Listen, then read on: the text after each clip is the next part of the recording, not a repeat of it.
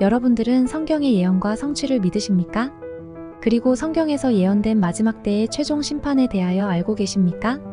먼저 마지막 때 삼위 하나님의 최종 심판을 알아보기 전에 매뉴얼이라는 단어의 개념을 인지한 후 최종 심판의 의미와 성도들이 마지막 때 어떻게 신앙해야 하는지 살펴보도록 하겠습니다. 여기서 매뉴얼의 사전적 의미는 설명서, 안내서, 지침서를 뜻합니다. 따라서 마지막 때의 신앙 매뉴얼이란 용어는 삼위 하나님의 최종 심판에 대하여 성도가 성경으로 미리 인지하여 성령 하나님의 인도하심에 순종해야 한다는 신앙적 의미로서의 용어입니다. 여기서 성도가 성령 하나님께 순종한다는 의미의 기준은 삼위 하나님께서 인류의 역사를 통하여 기록하신 특별계시의 결정판인 성경을 따르는 것입니다. 이 특별계시의 핵심인 성경에는 삼위 하나님의 자기 제안을 통하여 피조물들과의 사귐, 피조물들의 자유와 의지에 대한 허락과 조건, 죄에 대한 미리 알림과 경고, 법적인 계약과 언약 조건, 회개를 통한 구속의 경륜, 예수 그리스도의 성육신과 죽음, 부활, 승천, 재림, 새하늘과 새 땅의 회복 등을 미리 알리는 자기 계시적 내용이 기록되어 있습니다. 다시 말해 성경적 특별계시는 동일한 신적 본질 안에서 영원히 상호내재하시는 삼위 하나님이신 아버지와 아들과 성령께서 창세전에 이미 피조물들의 창조와 더불어 죄 해결을 위한 사탄의 심판과 구속 결정을 아들이신 예수 그리스도 안에서 작정하시고 예정하시되 어떠한 과정을 통하여 인간을 다시 하나님께로 돌아오게 하는지 성경의 예언과 성취를 통하여 보여주고 있는 것입니다. 따라서 이러한 성경적 특별계시는 마지막 때 성도가 반드시 알아야 할 신앙적 매뉴얼로서 사탄의 활동과 죄의 방향성과 멸망, 그리고 예수 그리스도를 통한 최종 심판이 언제쯤에 진행될지에 대한 기본적인 가이드라인입니다. 이러한 의미에서 볼 때 앞으로 성경으로 공유할 마지막 때의 신앙 매뉴얼에 대한 내용은 성도들에게 대단히 중요한 신앙적 지침서가 될 수 있음을 꼭 기억해 두시길 바랍니다. 그럼 지금부터 마지막 때인 이 시대의 특별계시의 책인 성경이 성도들에게 어떤 일들에 대하여 미리 알리고 경고하고 있는지 그 대표적 내용들을 순서대로 살펴보도록 하겠습니다.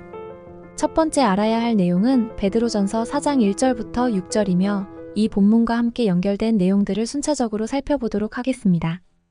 이 본문 내용은 앞으로 성도들을 포함한 산자와 죽은 자 모두가 심판하시는 삼위 하나님 앞에서 개인적으로 행한 모든 일들을 빠짐없이 실토해야 하는 엄숙한 최종 심판에 대한 설명과 경고를 지침하고 있습니다.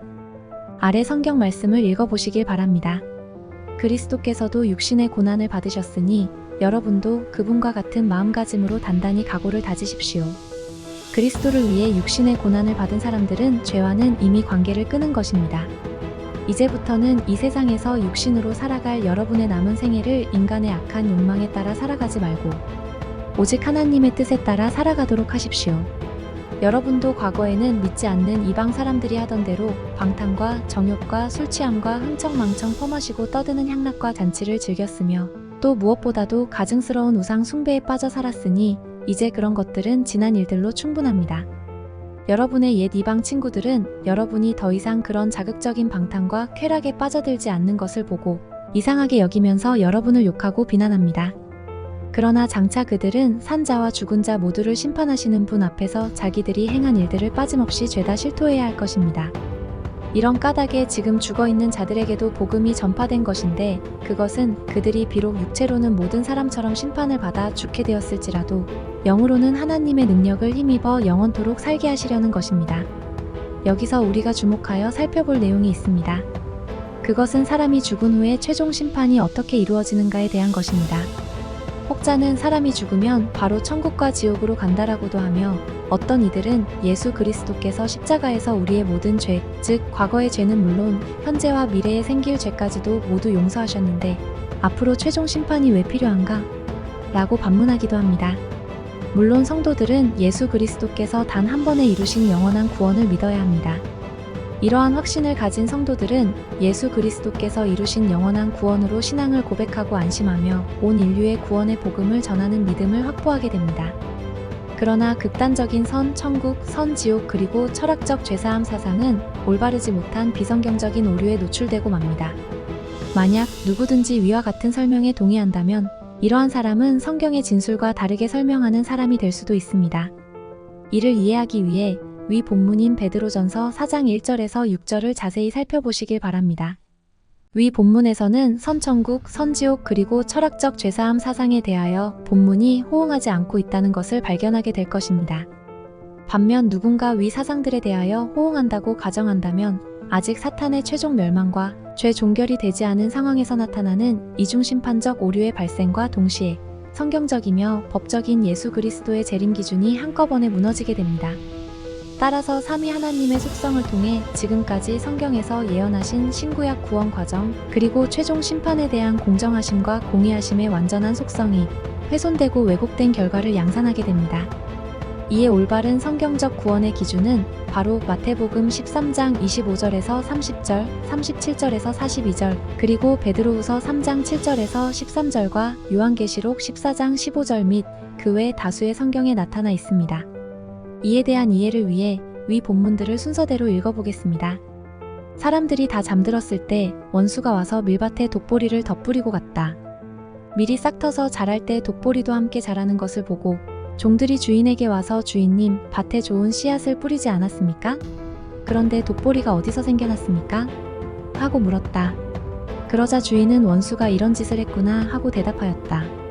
종들이 그러면 우리가 가서 독보리를 뽑아버릴까요? 하고 다시 묻자 주인은 이렇게 말하였다. 아니다. 독보리를 뽑다가 밀까지 뽑을까 걱정된다. 추수 때까지 둘 다 함께 자라도록 그냥 두어라. 추수 때에 내가 추수꾼들에게 먼저 독보리를 뽑아 단으로 묶어서 불태워버리고 밀은 내 곳간에 모아들이게 하겠다. 그래서 예수님은 그들에게 이렇게 대답하셨다. 좋은 씨를 뿌리는 농부는 나 그리스도이며 내 밭은 세상이다. 그리고 좋은 씨앗은 하늘나라에 속한 사람들이고 독보리는 악한 자에게 속한 사람들이다. 독보리를 뿌린 원수는 마귀이며 추수 때는 세상 끝날이고 추수꾼은 천사들이다. 그러므로 독보리를 뽑아 불에 태우듯 세상 끝날에도 그렇게 할 것이다. 내가 천사들을 보내겠다. 그들은 죄짓게 하는 모든 사람과 악을 행하는 사람들을 내 나라에서 모두 추려내어 불구덩이에 던져 넣을 것이다. 그러면 그 사람들이 거기서 통곡하며 이를 갈 것이다. 그러나 현재의 하늘과 땅은 심판날에 모든 경건치 않은 사람들을 불로 멸망시키기 위해 동일한 하나님의 말씀으로 보존되고 있습니다. 사랑하는 여러분, 주님에게는 하루가 1000년 같고 1000년이 하루와 같다는 사실을 잊지 마십시오. 주님은 어떤 사람들이 생각하듯이 약속을 지키는데 더디신 분이 아니라 여러분에게 오래 참으셔서 아무도 멸망하지 않고 모두 회개하게 되기를 바라십니다. 그러나 주님의 날은 도둑같이 갑자기 올 것입니다. 그날에는 하늘이 큰 소리를 내며 사라지고 천체는 불에 타서 녹아버릴 것이며 땅과 거기 있는 모든 것이 타서 없어질 것입니다. 모든 것이 이렇게 녹아버릴 텐데 여러분은 어떤 사람이 되어야 하겠습니까? 경건하고 거룩한 생활을 하면서 하나님의 날이 속히 오기를 간절히 기다려야 합니다. 그날에는 하늘이 불에 타서 없어지고 천체도 그 열로 녹아버릴 것입니다. 그러나 우리는 하나님의 약속대로 정의만이 있는 새하늘과 새 땅을 기다리고 있습니다. 그때 다른 한 천사가 성전에서 나와 구름 위에 앉아 계시는 분에게 큰 소리로 낫을 휘둘러 거두십시오. 땅의 곡식이 무르익어 거둘 때가 되었습니다. 하고 외쳤습니다.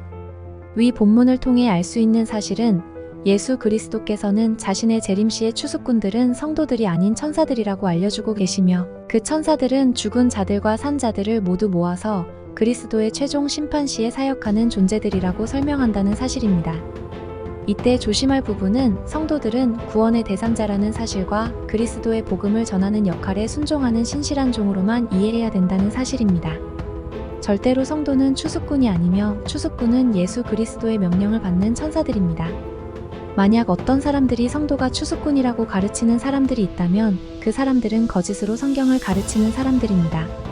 이에 대한 증거로 마태복음 25장 31절에서 46절에서도 천사의 역할이 설명되고 있습니다. 인자가 모든 천사와 더불어 영광에 둘러싸여서 올 때에 그는 자기의 영광의 보좌에 앉을 것이다. 그는 모든 민족을 그의 앞에 불러 모아 목자가 양과 염소를 가르듯이 그들을 갈라서 양은 그의 오른쪽에 염소는 그의 왼쪽에 세울 것이다 라고 설명하십니다. 위 본문에서도 성도들은 그리스도의 재림시 구원의 대상자이지 추수꾼이 아니란 사실이 밝혀지고 있습니다. 참고로 위 본문과 연동 구절은 마태복음 16장 27절, 24장 30절, 데살로니가전서 4장 16절, 데살로니가후서 1장 7절에서 8절입니다. 이는 위에서 설명하는 내용 그대로 선한 목자이신 예수 그리스도께서 죽은 자와 산 자들을 모두 양과 염소를 구분하듯이 구원의 대상자와 불순종의 대상자를 명백하게 나누는 모습을 예언하고 있으며, 이는 하나님께 최종 심판의 주관자로 위임받으신 예수 그리스도 자신이 심판 전체를 모두 진행하신다고 설명하고 있습니다. 여기서 분명한 것은 위 베드로후서 3장 9절 말씀에 증거하는 것처럼 주님은 어떤 사람들이 생각하듯이 약속을 지키는데 더디신 분이 아니라 여러분에게 오래 참으셔서 아무도 멸망하지 않고 모두 회개하게 되기를 바라십니다. 라는 말씀을 통해 인류의 구원과 회개의 확대를 제시하고 있다는 사실을 상기해야 합니다. 이때 오해하지 말아야 할 것은 마지막 때의 최종 심판이라는 개념이 성도들이 믿는 영원한 구원에 대한 불안감을 증폭시키는 것은 절대로 아니라는 사실입니다. 오히려 올바른 최종 심판의 성경적 의미는 인류를 향한 복음의 보편성 확대와 그리스도를 믿지 않는 자들과 불순종하는 자들을 회개하도록 하는 유예기간의 시기를 확보시켜 줌으로써 예수 그리스도를 믿는 성도들의 영원한 구원에 대한 안전성을 훨씬 더 보증하고 있는 것으로 이해해야 합니다. 종합하자면 지금까지 설명드린 내용인 예수 그리스도의 재림시에 이루어지는 성도들을 포함한 죽은 자들과 산 자들의 최종 심판의 기준과 천사들의 역할을 이해하셔서 다음 2회에 공유되는 내용과 연결하시면 좋을 것 같습니다. 그럼 지금까지 마지막 때의 신앙 매뉴얼 1의 내용을 마치겠습니다. 감사합니다.